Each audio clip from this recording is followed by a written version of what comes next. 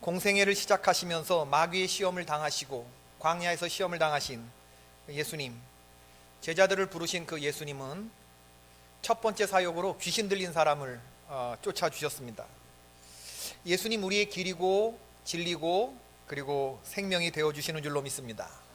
진리가 우리를 자유케 하고, 그리고 우리가 죄악의 길로 가던 길을 죽음과 파멸로 가던 길을 생명의 길로 가게 하시고, 우리의 죄의 무거운 착고를 끊어주시고 풀어주신, 그래서 천국 가는 길을 제시해 주신 바로 그분이 예수님이십니다. 예수님은 우리의 길과 진리와 생명이 되시죠. 믿어지시면 아멘 하십시다. 아무도 관심 가져주지 않았던 사람, 아무도 사랑해주지 않았던 사람, 귀신이 들린 사람이기 때문에 아무도 더더욱 상관하지 않았을 그럴 사람을, 그래서 점점 더 귀신의 놀이터가 되어가는 그 사람을 오늘 예수님이 쫓아주시고 귀신을 쫓아주시는 것을 볼 수가 있어요.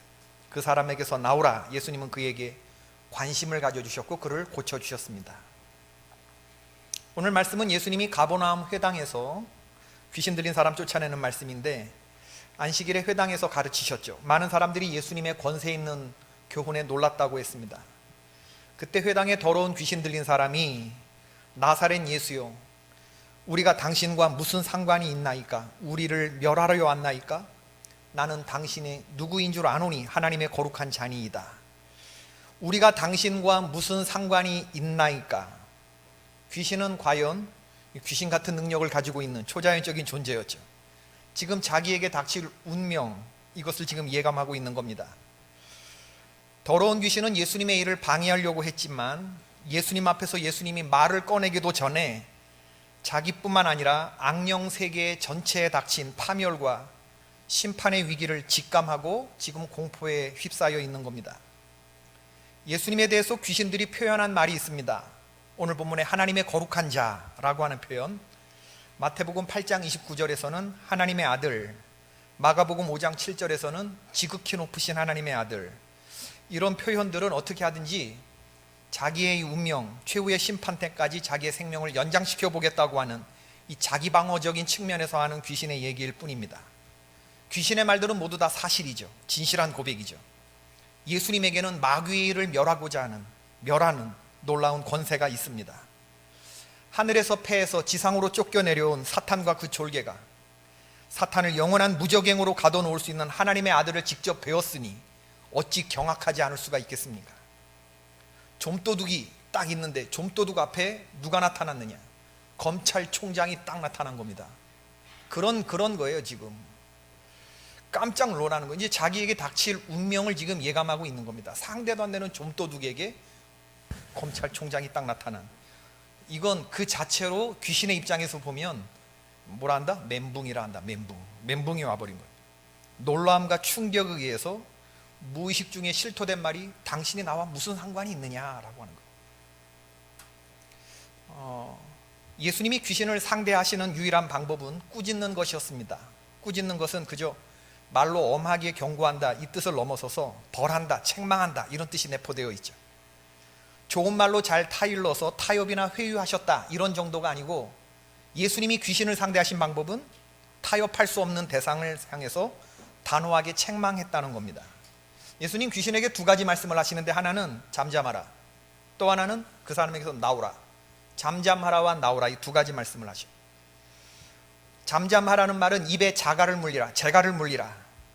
당사자로서는 뭐 외치고 싶고 하고 싶은 말이 있는데 이 소리를 강압적으로 틀어막는 게 뭐냐? 입에 재갈 물리는 거예요. 잠잠하라, 말하지 말라는 겁니다.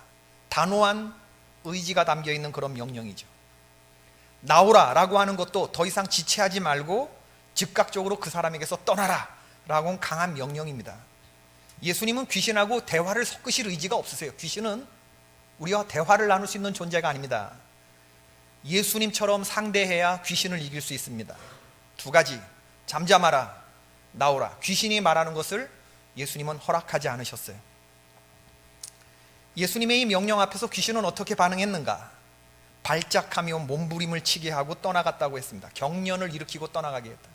한마디로 귀신은 끝까지 치사하고, 끝까지 비겁하고, 끝까지 비열하고, 끝까지 악랄하고, 끝까지 조잡한 게 누구예요?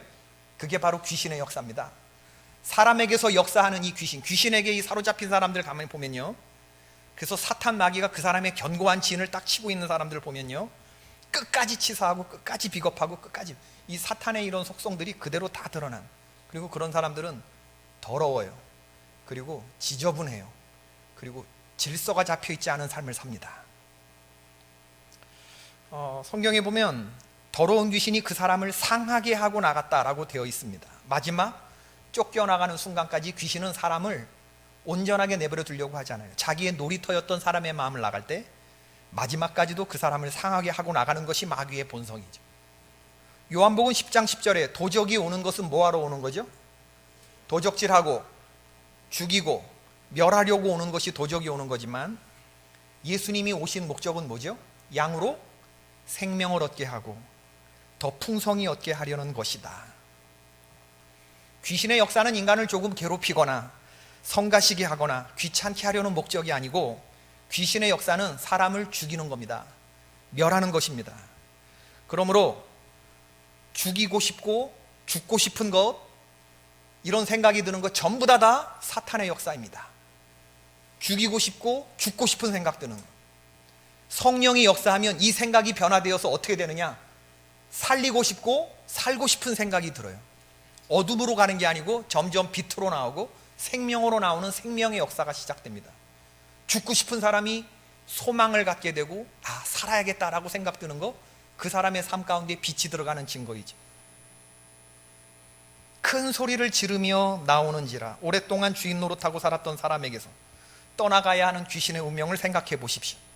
그 귀신이 내지르는 최후의 일성이 큰 소리를 지르며 나오는 것이죠.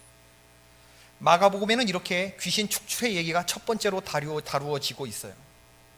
이것은 귀신의 왕국을 멸하시고 이 땅에 하나님의 나라를 건설하시고자 하는 예수님의 권능에 찬 이런 역사를 선명하게 보여주시기 위한 선언적인 사건이다. 지금 마가복음은 다른 복음서의 가장 기본이 되는 그런 복음서라고 말씀드렸는데, 예수님이 하신 첫 번째 사역이 귀신을 쫓아내신 사역. 저와 여러분은 한때 예수님 만나기 전에는 죄악에 사로잡혀 있었던, 어떻게 보면 귀신의 권세하에 있던 사람인데, 주님 만나고 풀어진 자유와 해방을 맛본 사람들인 줄로 믿습니다. 주님의 역사는 이렇게 시작된다라고. 이 대목에서 악한 영의 역사를 살펴볼 필요가 있어요. 오늘 귀신 쫓아내는 이 엑소시즘에 관한 본문을 다루고 있기 때문에. 사탄이 사람의 영과 혼과 육을 어떻게 공격하는가? 성경을 보면 악한 영들은 사람의 신경계를 통해서 육체에 역사합니다. 그렇지만 성령은 사람의 신경계를 통해서 역사하거나 이런 방법을 하지 않으세요. 복음서의 기록을 보면 아주 극심한 귀신 들림이 등장하는데, 귀신 들려서 오랫동안 몸을 펴지 못하는 여자. 여러분, 성령 충만해서 오랫동안 몸 펴지 못하는 사람 보셨어요? 나 지금 성령 충만해, 오랫동안 몸을 못 펴, 이런 거 있어요? 성령 충만해서 지금 내가 귀 먹고 말 더듬어, 이런 거 있어요? 성령 충만해서 지금 내가 뭔가에 지금 사로잡혀서 벌벌 떨려, 경련을 일으키고 불에 자꾸 몸을 던지게 돼, 그런 거 있어요? 없습니다. 성령의 역사는 신경계를 통해서 역사하지 않아. 이건 온전히 악한 영의 역사입니다. 극심한 귀신 들림, 몸을 펴지 못하거나 귀를 먹거나 말을 더듬거나 자주 경련을 일으키고 불에 물에 몸을 자주 던지거나 군대 귀신이 들려서 악한 영에게 조종당하는 이런 일들. 이런 사람들을 보면 제일 먼저 보게 되면 거부감이 들어요. 몸에 딱 이 사람이 악한 영에 사로잡혔구나. 그래서 거부감은 성령의 능력으로 행해지는 1차적인 걸음장치다라고 볼 수가 있습니다. 사도행전을 보면 성령 충만의 역사가 일어날 때 사람들로 하여금 거부감을 갖게 하는 행동이 하나도 나타나지 않았다는 것에 주목할 필요가 있습니다. 오히려 악한 영들이 역사할 때 몸이 상하고 사람이 거품을 흘리거나 아니면 경련이 일어나거나 바닥을 구르거나 이런 일들이 있게 되는 거예요. 이를 갈거나 물이나 불에 집어넣기도 하는 것. 사도 바울은 고린도 교회 성도들에게 편지를 보내면서 이렇게 말합니다. 고린도 교회는 은사가 많았던 교회인데, 형제들아, 신령한 것에 대하여 나는 너희가 알지 못하기를 원하지 않는다. 신령한 것에 대해서 분별하는 저와 여러분이 될 수 있기를 바랍니다. 우리 교회는 앞으로 은사가 많이 일어나게 될 텐데, 여러분 그런 은사들을 잘 분별할 수 있게 되기를 바라요. 여러분, 이 귀신, 이 영분별이라고 하는 것은 이렇게 조사하거나 설문조사하거나 공부해서 얻으니까 딱 보면 아는 겁니다. 귀신을 딱 보자마자 더러운 귀신아 나와라!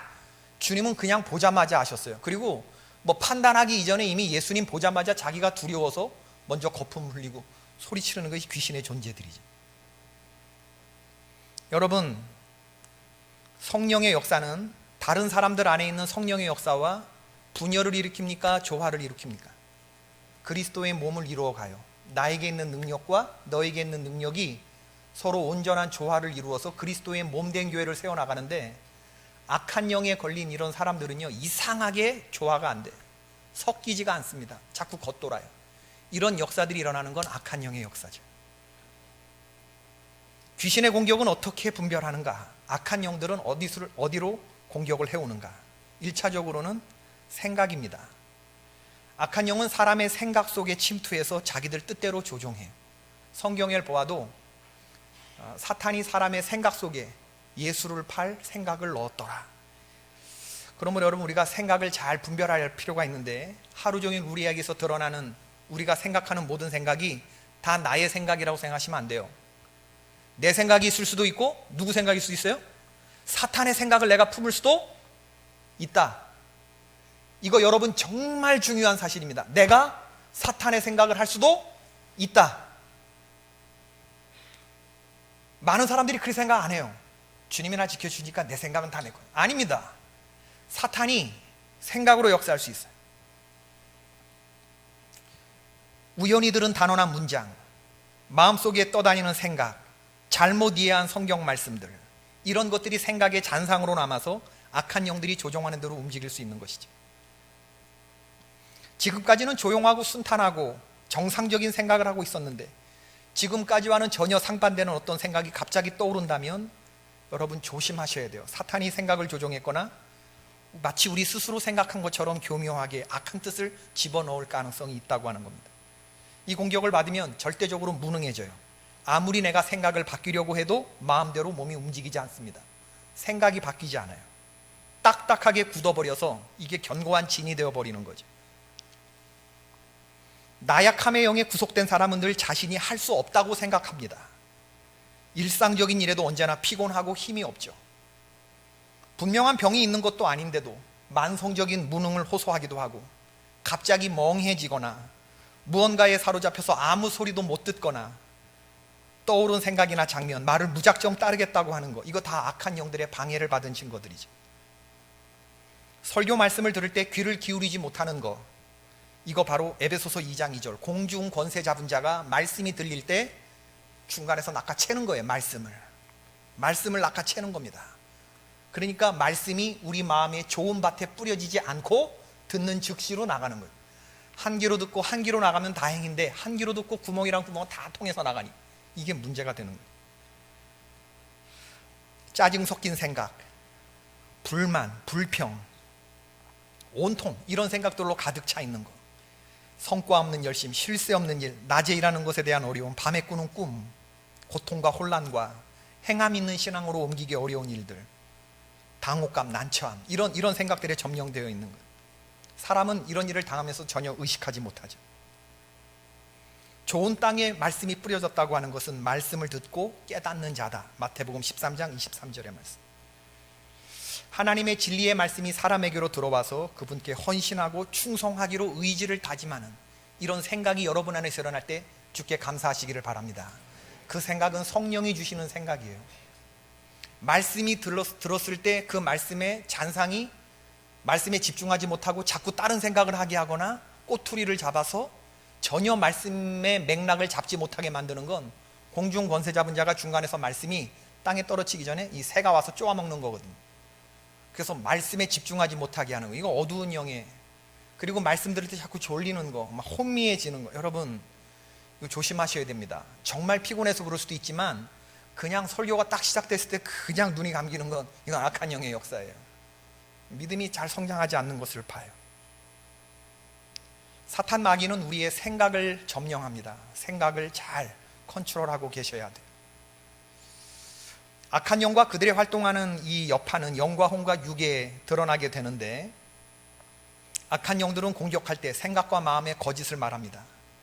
우리 믿음의 형제들은 다른 형제들이 우리에게 대해서 말하는 조언과 충고와 책망에 대해서 귀가 열려 있어야 돼요. 이 환경을 인식하는 것에 대해서 날카롭게 깨어 있어야 되고 그들의 말을 수긍할 수 있어야 됩니다. 그런데 다른 사람들의 눈에는 빤히 보이는데도 자신의 행동과 말, 자신의 생각과 자기가 어떻게 하고 다니는지 외모를 인식하지 못하고 사는 사람, 이건 속이는 영들에 당하고 있는 증거다라고 볼 수가 있는 거죠.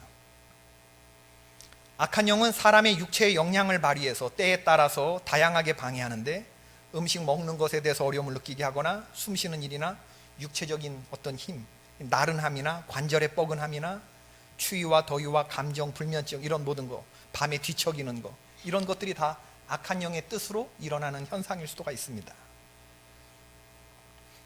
중요한 순간에 결정을 내리거나 독단적인 의지로 행동하지 못하도록 우리 능력을 둔하게 만드는 것, 치명적인 결과를 낳게 하는 것. 악한 영의 영향을 받은 사람은 결과적으로 어떤 모습이 되냐면 성격이 변덕스러워져요.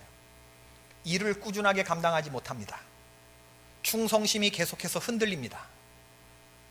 그 사람의 행동이 어떻게 될지 전혀 예측할 수가 없어요.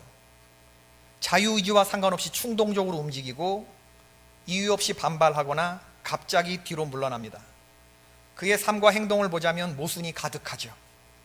강해 보이다가도 약한 모습을 보이고 아주 금욕주의자처럼 행동하다가도 사랑을 갈구하거나 행동이 일정하지 않은 모습들, 신념도 독단적이거나 계속 돌변하거나 판단도 아주 불합리한 그런 판단을 내리는 그런 일들, 다양한 양상을 보이기도 합니다. 이게 다 악한 영의 영향을 받는 것들이죠.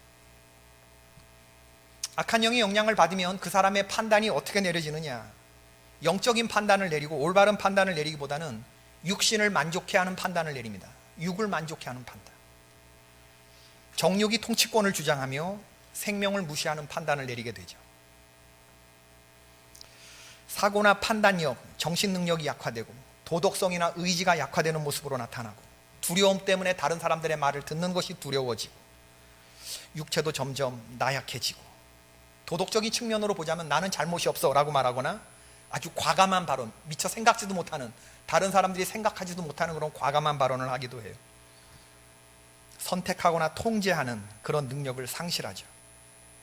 불안해하고 말이 지나치게 많거나 지나치게 없는 등 겉사람에 계속해서 문제를 드러내게 되는 거예요. 그러므로 우리는 우리의 영적 상태를 잘 분별하고 사탄의 권세에서 자유를 얻기 위해서 늘 깨어 경성해야 합니다. 어떻게 해야 되느냐? 우리는 우리 스스로를 신뢰하지 말아야 됩니다. 오직 주님만을 묵상하고 깨어서 주님만을 바라보는 신앙생활을 할 때 이 사탄 마귀의 영향력에서 벗어날 수 있는 줄로 믿습니다. 예수님과 내가 가장 가까운 거리에 있다고 안심하지 마십시오. 오히려 가장 가까운 수제자들에게 사탄 마귀가 가장 세게 역사했다고 하는 사실을 기억할 필요가 있습니다. 여러분, 예수님의 이 삶과 12제자의 모든 살림살이에 대해서 속속들이 알고 있었던 사람은 누구냐? 그 가룟 유다예요. 가룟 유다는 전대를 맡은 사람이었는데 그가 예수님을 은 30냥에 팔아넘기는 지극히 사탄적인 일을 했다는 사람인 것을 기억해야 돼요. 베드로도 사탄의 하수인이 될 뻔했던 일들, 그래서 예수님으로부터 사탄아 너는 내 뒤로 물러가라, 가장 신앙생활하면서 들을 수 있는 말들 가운데 가장 치명적인 말, 사탄, 너 사탄이다, 이런 얘기를 들어야 했다고 하는 것. 성경의 말씀을 생각해 본다 그러면 나는 한순간도 주님이 붙잡아 주시지 아니하면 얼마든지 사탄의 하수인이, 내가 사탄의 말을 하고 사탄의 행동을 할 수 있다고 하는 사실을 내가 인식하고 있어야 된다고 하는 것입니다. 아멘이십니까? 아멘. 나 역시 악한 영에게 미혹받고 공격받을 수 있고, 내가 잠시 정신을 놓쳤을 수도 있고, 예수님에게서 시선을 뗄 수가 있고, 내가 악한 영을 따를 수도 있는 그런 존재라고 하는 것을 인정하는 사람, 이거 악한 영에 공격받는 사람은 이 인정 못합니다. 나만 완벽해, 문제는 다 저 사람에게 있어, 이렇게 얘기하는 사람들, 교만한 사람인 거죠. 나는 악한 영에게 미혹당할 수 있고 공격받을 수 있다고 하는 것들, 그러므로 악한 영들에게 내준 나의 삶의 영역이 무엇인가를 끊임없이 생각하면서 찾아내는 사람, 나의 문제를 바라보면서 조언해주는 교회의 동역자들과 같은 동료들의 얘기에 귀 기울일 수 있는 그런 듣는 귀가 우리에게 필요하죠. 악한 영에서 구출되는 일의 가장 큰 장애물, 영적 경험에 대한 생각을 깊이 하지 않는다는. 여러분, 악한 영에 사로잡힌 사람의 중요한 특징 가운데 또 하나는 뭐냐면 깊이 생각하는 걸 싫어한다는 겁니다. 주 예수 그리스도를 어떻게 생각하라고 그랬어요? 히브리서 깊이 생각하라. 여러분, 깊이 생각하고 면밀히 생각하고. 사탄 마귀는 깊은 생각을 싫어해요. 악한 영에 사로잡힌 사람은 깊은 생각을 머리 아파합니다. 그러나 우리는 계속해서 생각하시면서 깊은 생각을 하면서 구원을 얻는 근거, 그리스도께서 성취하신 갈보리 승리, 그 십자가를 계속해서 생각하고 묵상할 때 우리 자신이 지켜지는 줄로 믿습니다. 히브리서 4장 14절, 우리의 믿는 도리를 끝까지 견고히 붙잡고 믿음으로 머리 대신 예수 그리스도를 붙들고 원수에게 굴복했던 혼과 육의 근거를 되찾을 힘과 은혜를 주시는 하나님을 의지해야 한다. 히브리서 4장 16절 말씀. 사단 마귀의 소극적인 태도를 가졌던 것을 제거하고 사탄 마귀에 동조했던 모든 것을 거부하면서 의지를 발동시키면서 악한 영에게 떠나가라고 명령할 수 있어야 합니다. 에베소서 4장 27절. 이건 성령 안에서 행해지는 매우 용기 있는 그런 행위이죠. 주여, 나는 더러운 죄인입니다. 주여, 나를 불쌍히 여겨주십시오. 내가 내 힘으로 할 수 없습니다. 주여, 나를 고쳐주십시오 라고 서는 것. 귀신은 그렇게 쓰지 않거든요. 주님 하나님의 아들이십니다 다 고백하지만 주님을 예배하지 않고 끝까지 어둠으로 들어가는 게 그게 귀신의 역사인데, 귀신의 역사를 인식하고 빛 대신 주님 앞에 서며 주여 나를 고쳐주십시오 라고 나오는 사람, 주여 나를 긍휼히 여겨주십시오 나오는 사람, 이건 지극히 용기 있는 사람이고 빛 가운데 서는 사람이죠. 이렇게 자기의 몸이 더러워졌음을 알고 갈보리 십자가를 바라보며 그 십자가 앞에 나오는 사람을 주께서 깨끗게 해주시는 줄로 믿습니다. 내가 속이는 영에게 속았다는 사실을 발견한다면 이제 그 속이는 영으로부터 자유함을 얻기 위해서 나는 어떤 단계를 밟아야 하는가? 첫 번째는 내가 사탄 마귀의 더러운 오염된 존재라는 것을 인정하고 사탄 마귀에게 내어준 내 생각의 근거를 처음부터 끝까지 다 거부해야 됩니다. 내 삶에서 부정적인 생각이 무엇인가? 내가 지금 어느 면에서 불평이 시작되는가?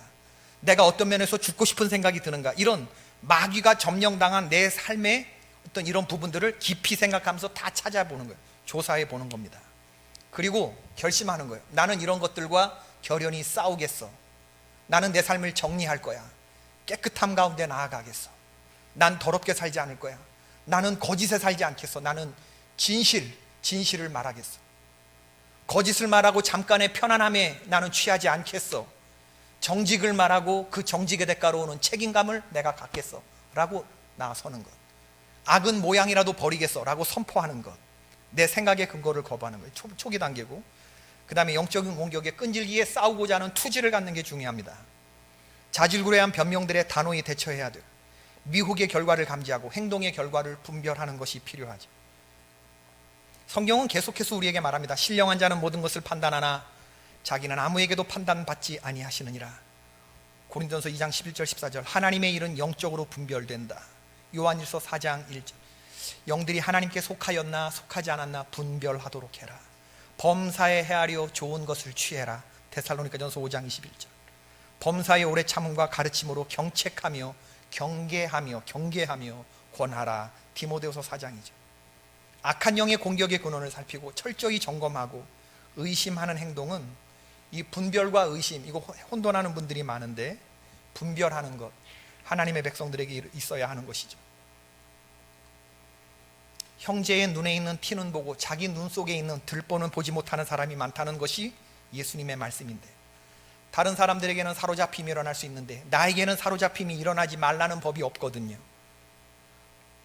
이런 확신이 어떻게 보면 원수의 미혹일지 모른다는 생각을 할 수 있어야 된다고 하는 것이죠. 여러분, 나는 잠들 수 있고 얼마든지 사탄 마귀의 공격을 받을 수 있는 그런 존재다. 그래서 사탄에게 내어준 것들을 확인하기 위해서 끊임없이 사탄에게 조종당하는 영역이 무엇인지 찾아내는 것 필요합니다. 문제의 원인을 찾을 때 왜 열매가 맺혀지지 않는가? 왜 나무에 열매가 맺혀지지 않는가? 성령의 9가지 열매가 맺혀지지 않는가? 뭐에 문제가 있는가? 그래서 그 원인을 찾아보는 거예요. 그러면 뿌리에 문제가 있는 것을 알게 되겠죠. 끝까지 더 내려가면 뿌리가 아니고 토양에 문제가 있는 것도 알게 되겠죠. 토양뿐만 아니라 더 깊은 단계로 내려가면 왜 나는 성령의 열매를 맺지 못하는가, 이런 것들을 하나하나 찾다 보면 주께서 지혜를 주시고 물러서지 아니하면 원인 찾고 해결책까지도 주님이 깨닫게 해주실 줄로 믿습니다. 속이는 영들과 싸우는 기간은 매우 고통스럽습니다. 극심한 고통과 치열한 싸움이 예상되는 영적 전투죠.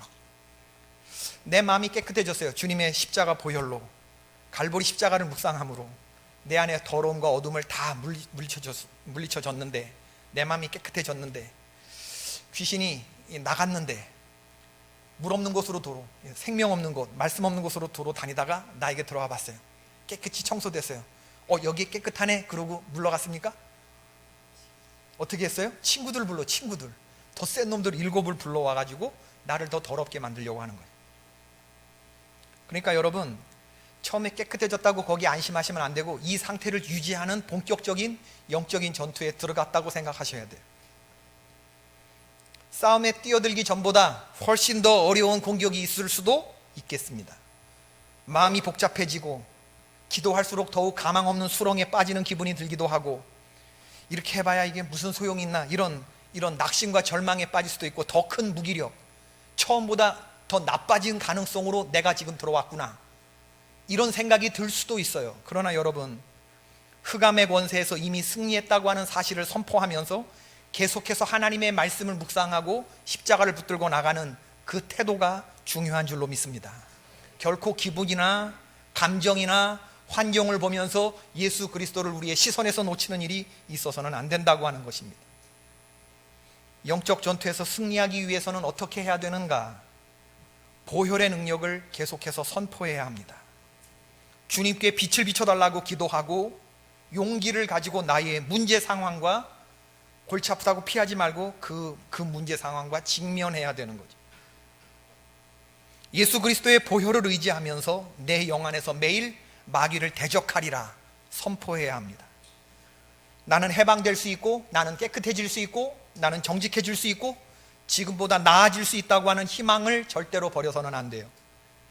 내가 스스로 만든 내 마음에 이 스스로 만든 생각, 셀프 디펜스 메커니즘을 거부해야 됩니다. 단호하게. 그리고 매일 기도하면서 전투 태세를 유지하는 것. 내가 죄에 대하여는 죽은 자요 그리스도 예수 안에서 하나님께 대하여는 살아있는 자다, 로마서 6장 11절을 믿음으로 읊조리는 이런 태도가 필요합니다. 오늘 말씀을 보면서 그런 생각을 해보게 됩니다.